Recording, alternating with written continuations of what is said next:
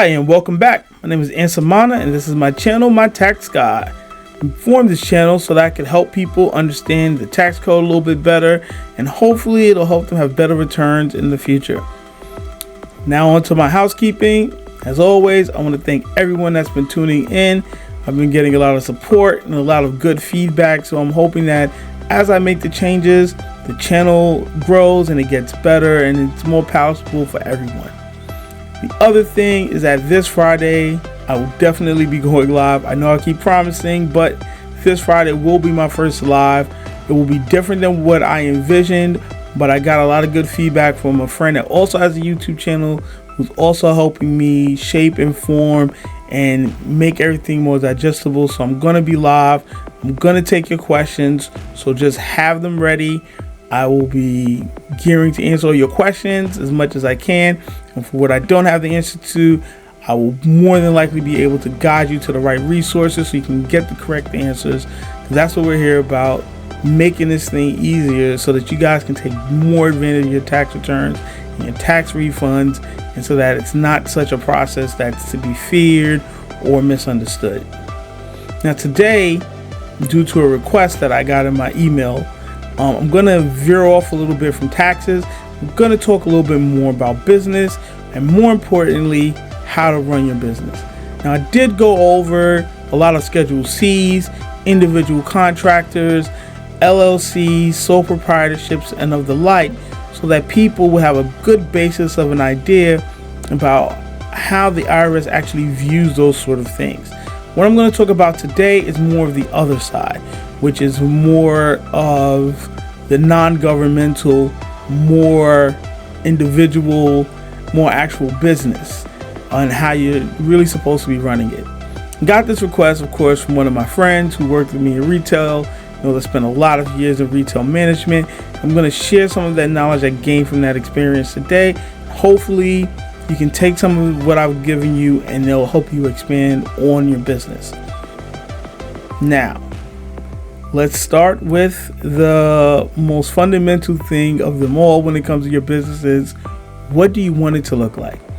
A lot of the times, everybody says they want to be their own boss.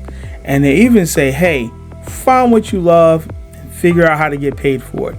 But that's not really the sole idea of your business. Your business isn't just about you loving it. If you're going to grow it, you got to make it so that other people love it. They got to love it to patronize it, and they're going to want to love it to come work for you. And those things are equally as important as the vision that you have for what you feel your business is supposed to be like. Even with that being said, your vision is going to guide that business and how you shape it and how it's ran. One of the most pivotal parts of any business is just knowing and getting the right people in there. It doesn't matter if it's a family or a friend at the beginning, but as long as they understand they have to be working towards your purpose and what you envision your business is supposed to be, everything will be fine. However, you also have to understand that there can also be confusion, because as your business is growing, some of the things they were doing at the beginning, they're going to have to make a pivot or even a complete shift and go into a different kind of role where they may even be uncomfortable, or they may even not even be ready for it. And if that is really the case, then you'll probably need to look in more for outside sources, looking for bringing in people that have managed businesses or worked in roles of key holding and representation and customer service, where they understand and know the importance of what they're doing and how it's geared towards growing what you envision your business to be. A lot of the times people do not like letting go of their family and friends because they were there at the beginning, they helped grow the business. It is very difficult to get out of that mindset and even say, hey, the business is the business, but you have to get there. It's a very difficult piece. I will not tell you that it is the easiest thing in the world to tell a friend or a family member, hey, this might not be for you, and I appreciate all of your support, but I'm going to have to go in another direction. But you always have to keep in mind that it's your name on the outside. And you're ultimately responsible for the presentation and the feel of that business when it comes to the outside world and the public at large. Another thing for businesses is that You've got to know how to operate in whatever area that you're in.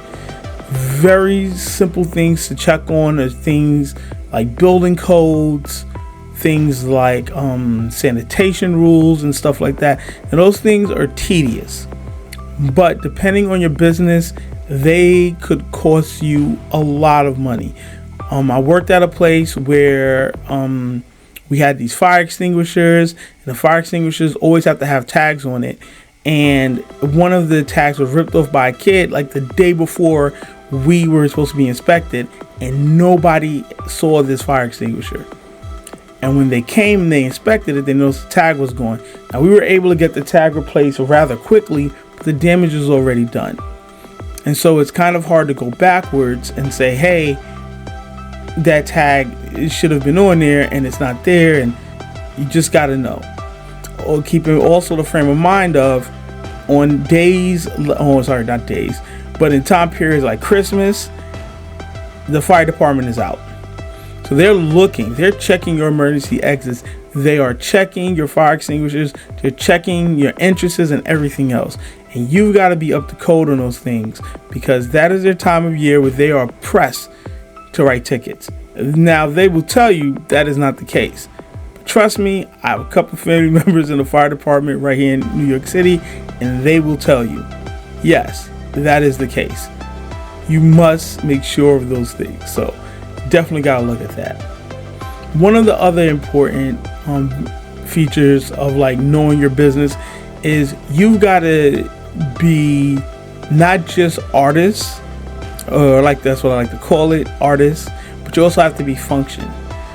Because a lot of the stuff that really sinks businesses, they're focused so much on what the business is, whether they're a baker or designer, or they could even do things, even if you're talking about the same independent contractors with Uber and DoorDash, Grubhub, all that stuff. They're focused more on what the actual doing of that part is, and they neglect the rest of it. And you really can't. Taxes have to be paid. People have to be paid. You have to have insurances. You have to have a plan just in case something happens to you. You have to have coverage for all sorts of emergencies, and all of those things are important to running your business, and you have to make sure those things are in place. Now, you may be in a place where you're more working remote, and that means more contract work, but you're coming from home. But you have to have things for your home. You have to have, if you're renting, you need to have renter's insurance. You need to have insurance if you're living in the area that's next to a body of water. You have to have all of these different things. One of the things that we learned during Hurricane Sandy is that Jamaica Bay is closer to a lot of areas than we previously thought. And a lot of the areas that got flooded, they didn't foresee getting flooded. And it's very hard for a lot of people that was working in certain areas to even recover with their business, because they were not expecting for water to be inside of their businesses and in their homes, and lost a lot of equipment and a lot of other things where they were not going to get them replaced right away, and they didn't really have insurance to take care of it. You always have to think a little bit ahead when it comes to those sort of emergencies. And to make sure that you have all your I's dotted and your T's crossed, so that you're not trying to figure out where you're going to get money from in case something is going on in your business. Insurance is the best thing in the world. I even, when I was at the restaurant business, told the owners, hey, you guys are buying a lot of equipment, but you don't have any warranties on your equipment, which was insane to me. I couldn't believe it. And I said, hey, wouldn't it be better for you if you just had to pay a $50 deductible to get something replaced versus spending hundreds of dollars to probably get something subpar that would not be covered by your insurance? So those are the things where you're like, okay, you have to dig in a little bit more. You have to invest that kind of stuff in your business. Again, some people thinking that saving that money is really helping them, but it's really not. It's not helping you to say, hey, at the time of purchase, I'm going to stick the $50 in my pocket rather than pay for that extended warranty. Remember, you're in business. If you want to do that with your home equipment, that is perfectly okay. home equipment, no problem. But when it comes to your business, it's not just you. You have to understand that you're going to probably have people working for you. The worst thing in the world is to have somebody explain to a customer, we can't watch the game tonight at the bar because the TV had gotten some water damage from the second floor and we have yet to replace it. Especially when that's one of those replacements that can easily be taken care of. So you just want to make sure that you're really invested in your business. The last thing I have for my business people and part of my business talk is just knowing when to pivot. That is probably the stranglehold of the business world in general, just the knowing how to pivot and when to pivot. And that is something that is monumentally understated, especially for startup businesses, even for businesses that's been around for a while. Especially if you formed your customer base already and you're ready to go and you've been doing this for a couple of years, you may feel like you have everything under control. But the minute something goes wrong, you start seeing that maybe I could have done something a little bit different here, where it wouldn't have really affected the business, but it would have been a great safety net. One of those things was getting restaurants onto more food apps. Now, when COVID started, a lot of restaurants were not on the app. And even in New York, you would be surprised about even the upscale restaurants, the restaurants that can easily afford to be on every app imaginable, were not on it. But now when COVID happened in 2020, now your business has to depend on people being at home because a lot of them could not come outside. They weren't deemed essential workers, so essentially they're in their house.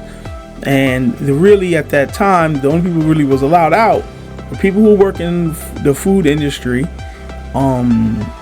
people who were basically working in transportation, and people working in like the healthcare, of course, hospitals, clinics, things like that.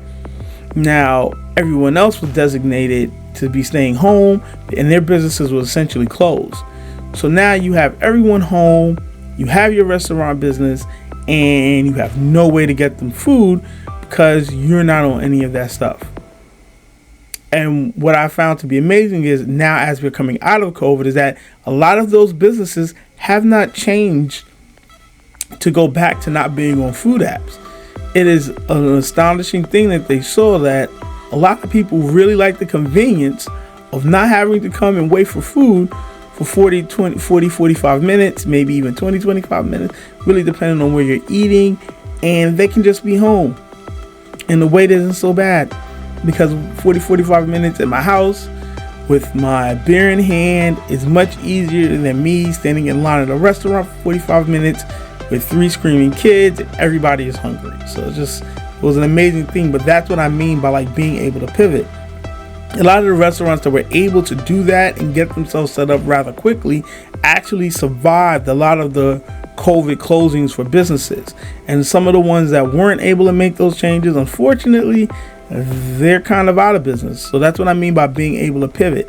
Even the most high-end, the most upscale restaurants in the city were literally taken aback about how quickly they had to really get up on those platforms because all of the money was pretty much there.